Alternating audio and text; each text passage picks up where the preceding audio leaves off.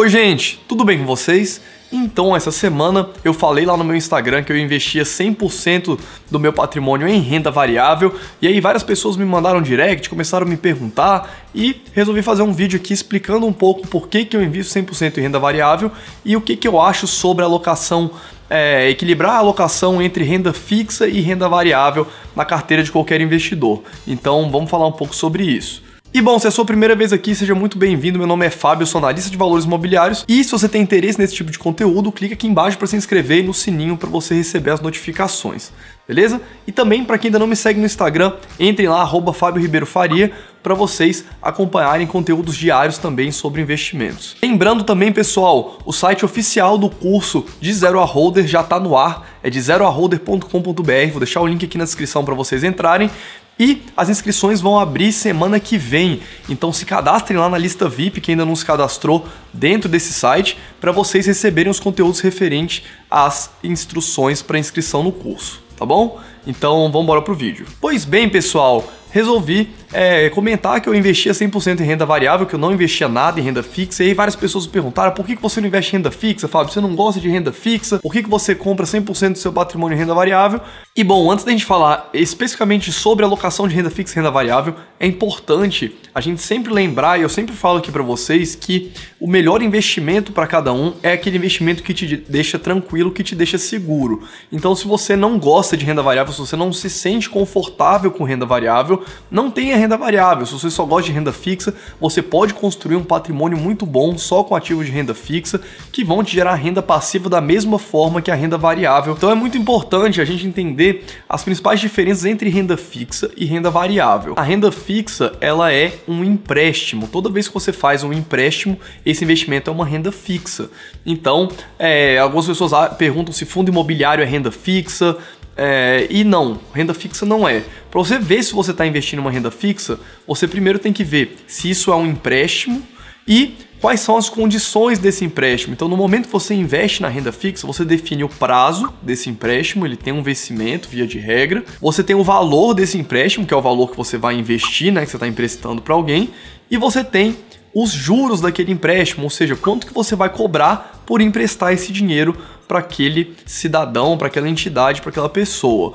Então, a renda fixa ela tem necessariamente essas características: definição de prazo, valor e juros. E além disso, você tem também a forma como esses juros serão pagos, se eles vão ser pagos semestralmente, mensalmente, anualmente, ou se os juros vão ser pagos só no vencimento do título. Então, todas essas características, elas estão amarradas em um contrato. Então, no momento do investimento, você sabe exatamente qual que vai ser o fluxo futuro de recebíveis daquele ativo que você está comprando, que você está investindo e que você está emprestando o seu dinheiro. Então você sabe a priori que se o tomador do crédito ele conseguir honrar com o crédito, ou seja, se ele conseguir te pagar de volta esses juros e o principal, você vai ter uma rentabilidade conhecida caso tudo dê certo. E bom, por que eu não gosto de renda fixa? Porque os ativos aqui no Brasil de renda fixa, todos eles têm prazo de vencimento. Ou seja, você vai receber esse seu dinheiro de volta, seja daqui 1 ano, seja daqui 3 anos, seja daqui 20 anos. A gente tem alguns títulos públicos vencendo em 2045, 2050, mas uma hora esse investimento vai chegar ao fim, você vai receber esse dinheiro de volta e você vai ter que realocar. E qual que é o problema disso? Para mim, quando o ativo vence ou quando você recebe os juros daquele ativo, você paga imposto sobre esses investimentos. Então, necessariamente, você vai ficar recebendo esse valor de volta e vai ter várias incidências de imposto ao longo do tempo. E isso reduz a rentabilidade para o investidor. E esse é o principal motivo, mas também a renda variável ela gera um retorno muito maior no longo prazo do que a renda fixa. Eu vou colocar aqui aquele gráfico famoso do Jeremy Siegel, para quem ainda não conhece esse livro, Investindo em Ações no Longo Prazo, vou deixar o link na descrição.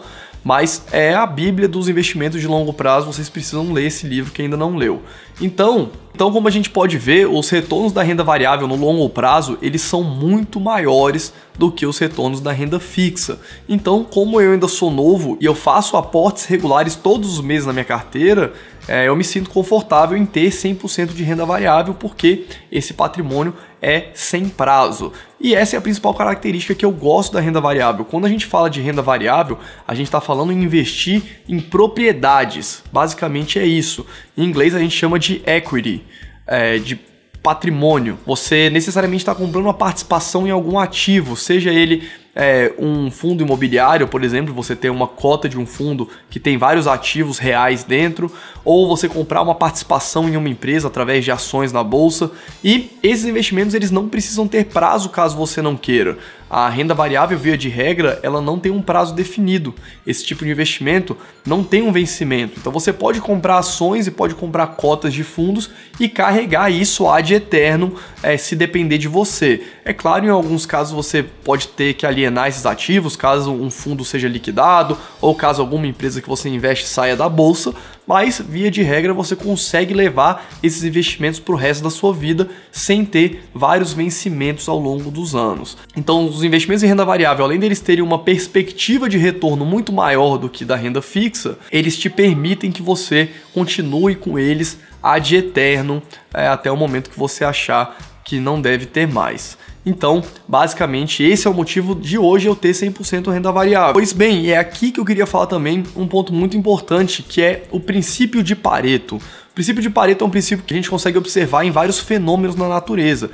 E esse princípio basicamente fala que 80% do resultado é causado por 20% das causas. Ou seja, por exemplo, se você treinar 20% do que um maratonista profissional, provavelmente você vai conseguir correr uma maratona depois de um tempo em 80% do tempo que um profissional consegue. Ou seja, você consegue obter 80% dos resultados finais simplesmente fazendo 20% do esforço necessário. E investimentos, como é que a gente consegue observar isso? Eu fiz um exemplo aqui que basicamente é o seguinte: caso a gente invista R$1.000 por mês a uma taxa de 1% ao mês durante 50 anos, esse investimento ele vai virar 39 milhões e 500 depois de 50 anos. Ou seja, investimentos regulares de R$1.000 mensais a uma taxa de 1% ao mês viram 39,5 milhões ao longo de 50 anos. Isso aqui é só um valor para a gente ter como referência para o exemplo que eu vou dar aqui, mas se a gente parar para observar quais foram os principais aportes responsáveis por esse patrimônio final,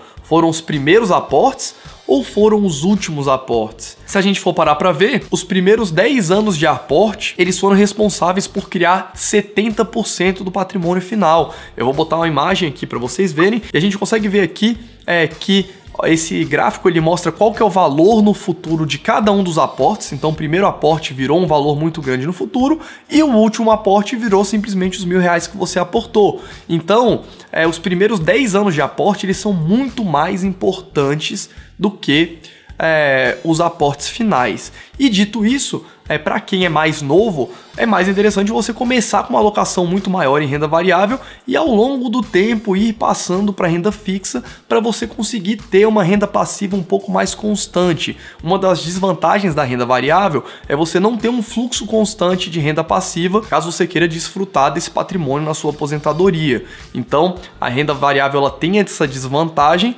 enquanto a renda fixa consegue te garantir um rendimento com uma certa frequência e uma certa constância. A gente tem também os fundos imobiliários, que são ativos de renda variável, que geram uma renda passiva mensal através dos aluguéis. Então, você, em tese, conseguiria fazer uma mescla muito boa desses tipos de ativos.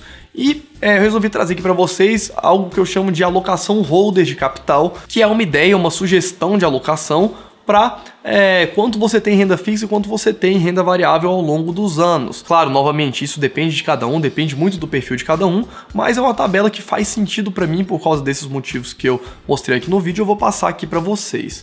Então, a tabela é mais ou menos o seguinte: então até os 30 anos faz sentido o investidor ter 100% de renda variável para aproveitar tanto dos ganhos de longo prazo quanto com o princípio de Pareto, que mostra que os primeiros aportes eles são muito mais importantes do que os últimos. Então, um cidadão até os 30 anos, ele faz sentido ele ter um investimento muito grande em renda variável. Entre os 30 e os 45, talvez faça sentido você começar a fazer os seus aportes em renda fixa. Então você vai deixar de aportar em renda variável e começar os seus aportes em renda fixa de forma que a renda fixa represente ali até 20% do seu patrimônio. Dos 45 até os 60, a quantidade de renda fixa aumentaria para 30%, ou seja, você teria 70% em renda variável e 30% em renda fixa ali até os 60 anos. E dos 60 até os 70, uma alocação de 60% em renda variável e 40% em renda fixa. Até que, enfim, você chegar ali perto dos 70, 75 anos com uma alocação metade-metade. Metade renda variável e metade renda fixa. Lembrando que essa metade da renda variável provavelmente você construiu lá com os primeiros aportes dos primeiros anos.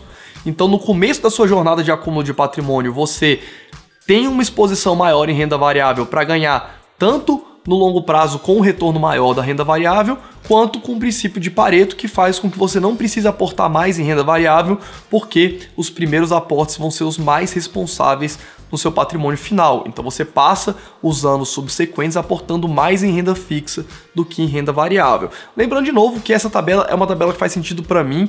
Eu não sei se eu vou continuar pensando assim, talvez não, talvez eu mude daqui a um tempo, mas hoje para mim a realidade é um planejamento que eu tenho e é uma ideia de alocação que eu pretendo ter no meu futuro.